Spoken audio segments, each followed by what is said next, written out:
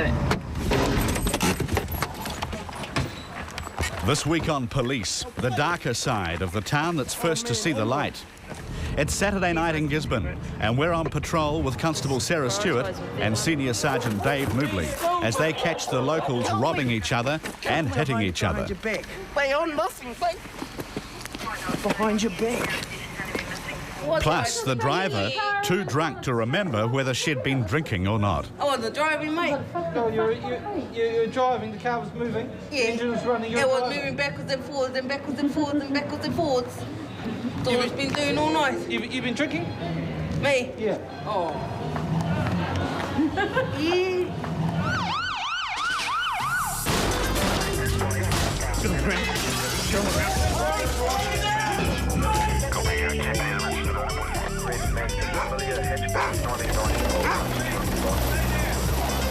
Hands on your head now. Straight on dog. Spray.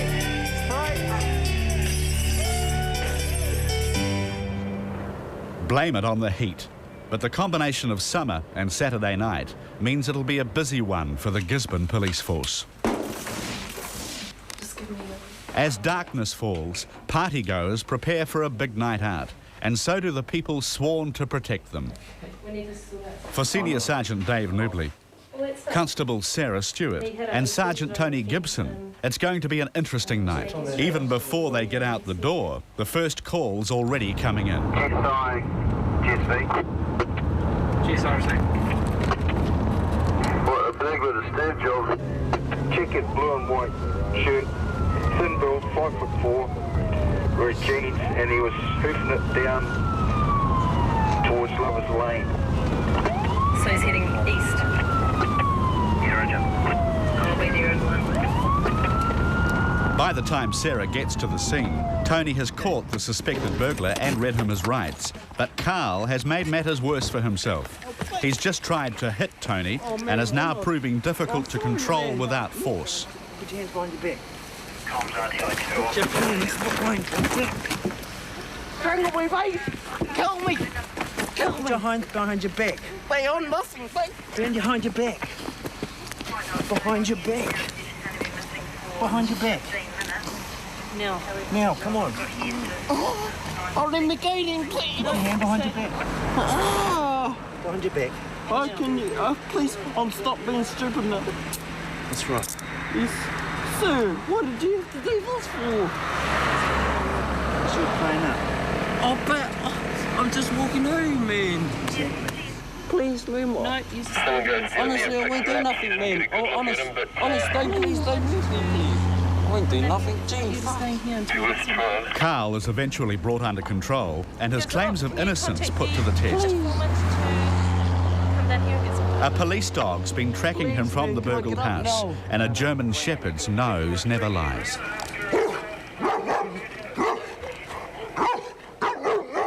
This young boy matches the description of a person that went into an address in Cheeseman Road. The dog tracked directly to him, and at this stage he's saying he's got nothing to do with it. And Carl continues to protest his innocence. Listen to me, okay, before you say anything, okay, you need to tell the truth, all right? It's important we know exactly what went on, so we want you, do you know what the truth is? Yes. Okay, it's time to tell it. Honestly, ma'am. Honestly. I was just walking home. A lot quicker, okay? Carl is stubbornly sticking to his story, and Sarah and Dave are losing patience with the whole charade. Now. Honestly. No, honestly, come on. Where's the stuff that you took from the house? What? I didn't get nothing from there. I was just walking past and then I saw someone yell out, running out the front. Where is the stuff? If we get the stuff, okay, we sort it, all right? Just show us where it is. We'll go and pick it up, okay? Take you back to the station, sort it out, and then you're home. We want to get this over as quickly as you do. So show us where the stuff is, okay, where you put it, and we're out of here. Where is it? What kind of stuff? Well, the stuff you took from the house. Where is it? Quickly, we'll go there now, all right? Okay? I was 10 left now. Down, going right this way? Yes. Okay. Is this good? No more mucking around, we'll get out of here, okay? Oh, down here, ma'am. Around here? Yes. Right. It's just on the other side of that bit of a brick wall there. Anything else that you've dropped on the way? Copy. 4921. What have we got? Pants. These are school uniform gears. Turn around. And why have we got a pocket knife as well? Oh, because we've been on the piss. Is that it all? We don't want to have to come back. Is that everything? Yep, that's all. Let's get in the car. I haven't done one. Oh, you got... With the stolen goods recovered, Carl can finally be taken back for processing. Heaps of times. Thought you haven't been in trouble before. Right, do you understand what you've been charged with, mate? Breaking into that house. Another of Carl's fairy stories is that he has no criminal record. The computer churns out a long list of previous offences and appearances in courts. Well, you said that you hadn't been up to any trouble. Is this you? Burgles, theft at car, willful damage, theft at car, burgles, willful damage. Oh, that's a few years old. August this year. What? Burglary. All of it? Yeah. No, not all of it. That's all you. Only just one burgle and there also. The major difference with this arrest is that Carl is now too old to appear in the youth court. He'll face these charges as an adult in the district court. I'm going to get your fingerprints. Look up. With the paperwork out of the way, Sarah's final job is to take Carl's picture and his fingerprints. Wash your hands.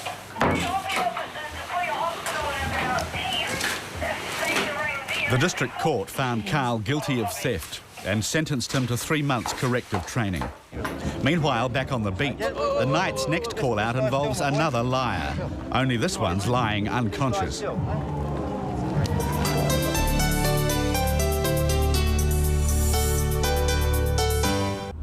Abbey Street. An injured man lying outside the Bricks bar brings no raised eyebrows. In Gisborne, the Bricks is one of the night spots that always attracts more than its fair share of police attention. How the man got there is a bit of a mystery. He doesn't know, and nobody saw him collapse. Just lie still, my boy. Just lie still. Until he regains his senses, there's little to be done other than help him into the ambulance and see him on his way to hospital.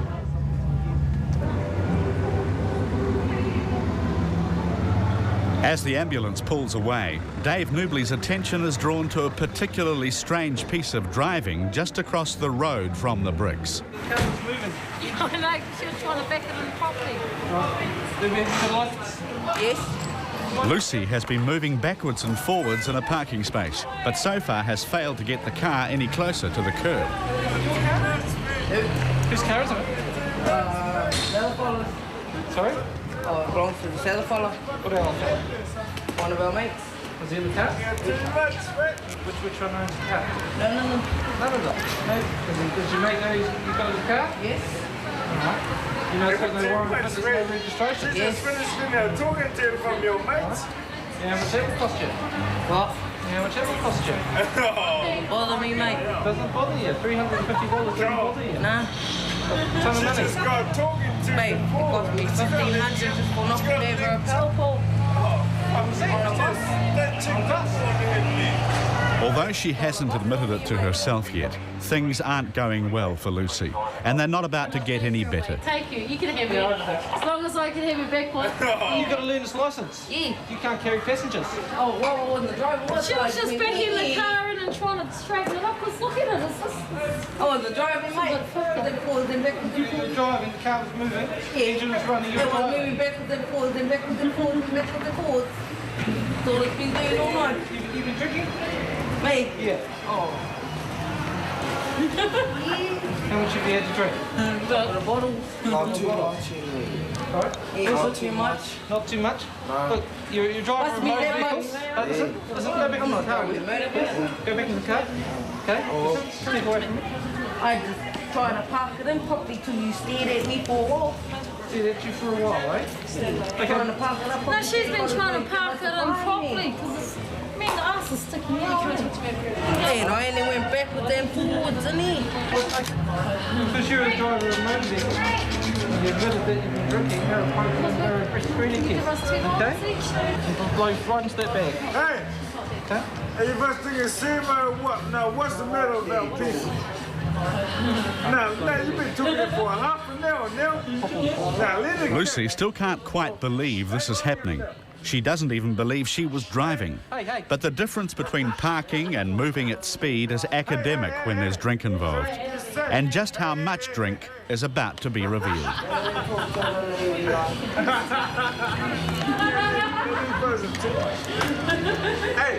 Yeah, the crystals have changed colour to that yellow line there. That means that you've had too much drink and you shouldn't be But driving. I wasn't driving though. You were driving? Yeah, backwards and forwards, man. I was only parking in his car properly, so if fellas want to give him a fine. Doesn't mean I'm driving all night, but I'm walking home soon. Where she's sleeping. She was just trying to On my own bus, but already been pulled up. The bravado of 5 minutes ago is fast disappearing as Lucy realises how serious her situation is. Her last chance lies with an evidential breath test back at the station.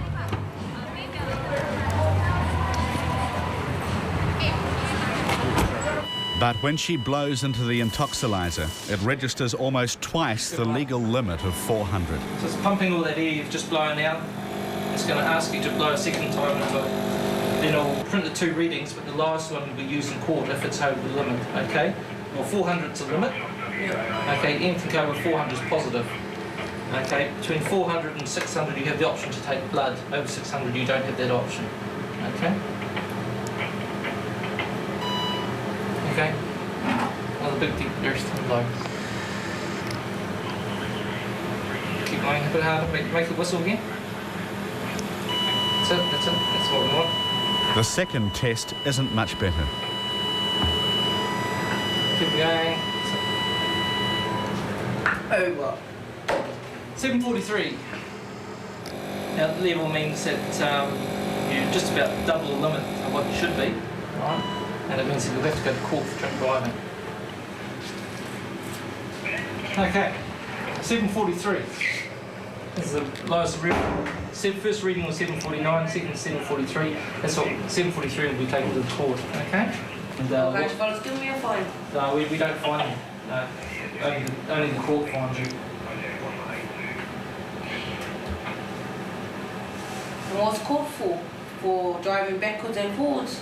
You're driving a motor vehicle while under the influence of alcohol. And so when you get into a car and you've been drinking and start up, that's it? Yep, as soon as that engine started, then you're the class as driving. No E? No, we say. Well, it sucks, eh? Still feeling a sense of injustice, but with a new understanding of the law, Lucy was finally free to go back to her friends.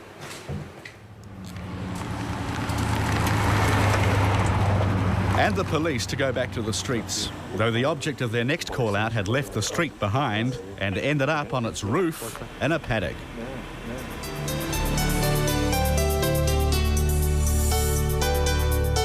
On the road to Sponge Bay on the outskirts of Gisborne, a young man's rolled a car onto its roof in a paddock.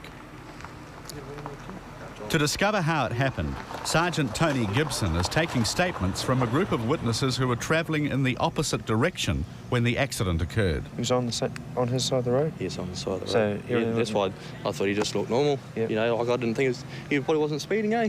Well, I don't know, I didn't even... I thought, like, because we just come from there. And he didn't, but the lights didn't look like they were coming for us. I don't know. Nah, we were only doing about 80 and he looked about the same.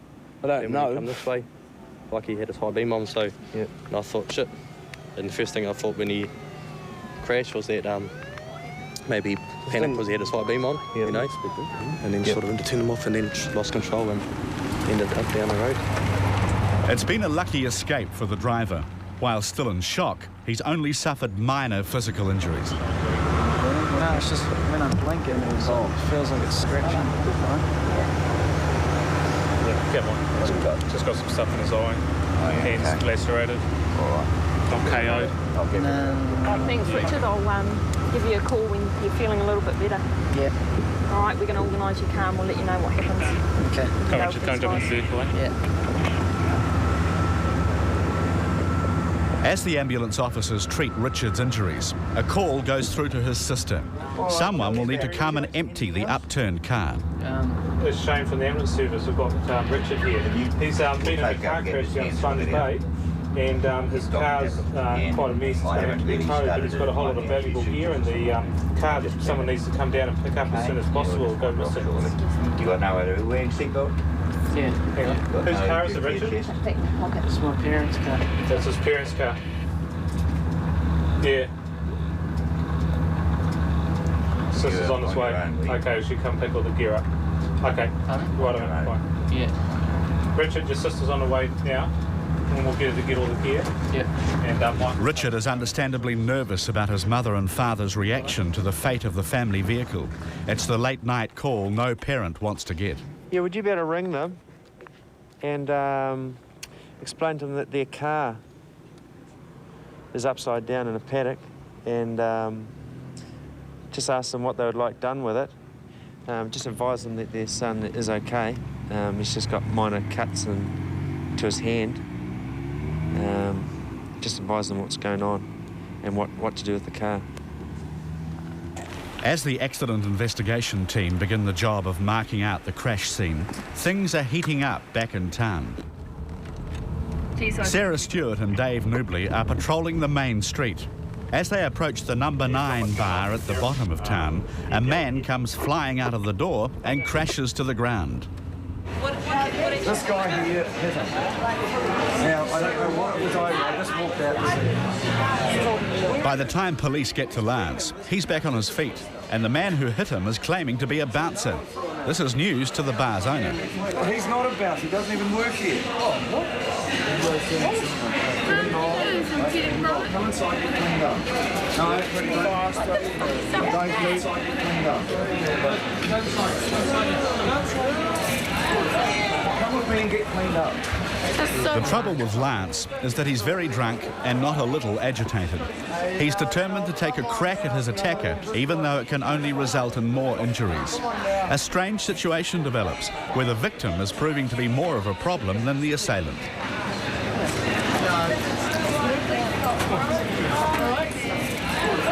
See what's going on? Sit down. Calm down. What do you want? Come down and get cleaned up. Don't go near that guy. Sarah and Dave have to get Lance out of there before he gets hurt. They decide to arrest him for breach of the peace. Unfortunately, Lance doesn't realise this is for his own good.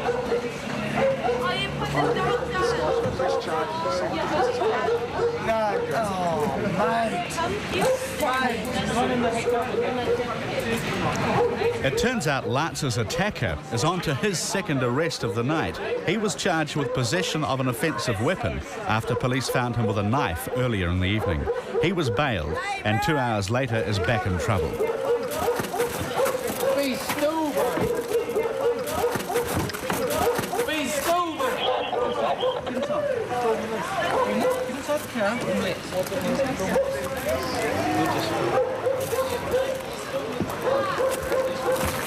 Lance is determined to put up a fight until the bitter end. He's very drunk and very out of control, and we couldn't leave him there. He was getting more and more aggressive by the minute, so we had to get him out of that situation, and he wasn't going with us. And so, unfortunately, we had to use force, which often happens when people aren't in control of themselves. It's not nice when we have to do that, but when people get so drunk that they can't control themselves, it's for their own safety as much as anything. Back at the station, a doctor is called to tend Lance's wounds, and Glenn is charged with assault. Yeah, we just arrested a person for assault, and these are the rings he was wearing. You can see the victim, who also got brought into the station, had quite serious injuries around his face, and I would say they'd be caused by these rings, which stand up quite a bit from his fingers. I don't think so. Well, that's what you've been charged with now, is assault on that guy there. All right, come out of the cell and we'll get rid of your... Yes, please. Yep, slide up.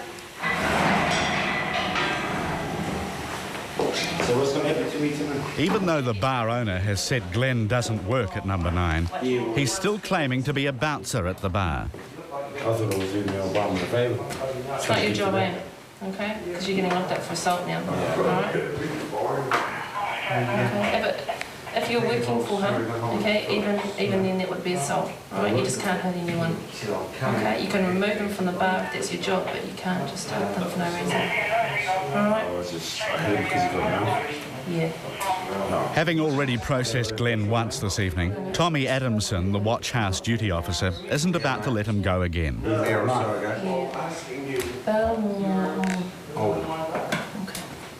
What was that for, boss? Well, the thing is, mate, we bailed you once. Yeah, I know, but when I came here, I thought I was doing the job. We bailed you once, and we let you out and you caused havoc. No, but the point is, boss, I thought I was doing a job. Well, the thing is, you're not doing the job. As far as I'm concerned, you've had your chance and you're staying in. Oh, sorry, boss. Sorry, buddy. For Sarah, it's the end of a long shift. For Glenn, it's the beginning of an uncomfortable night in the cells and a court appearance on Monday morning. His weekend on the town is over almost before it's begun.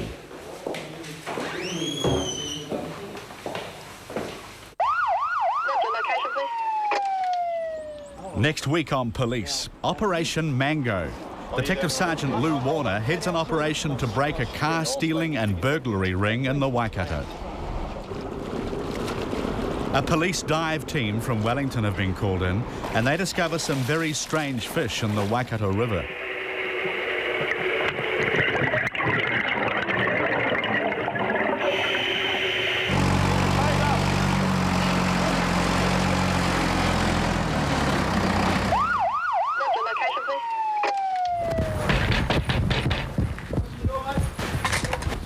And the team from East Hamilton target a tinny dealer who's been selling cannabis to schoolboys. Here.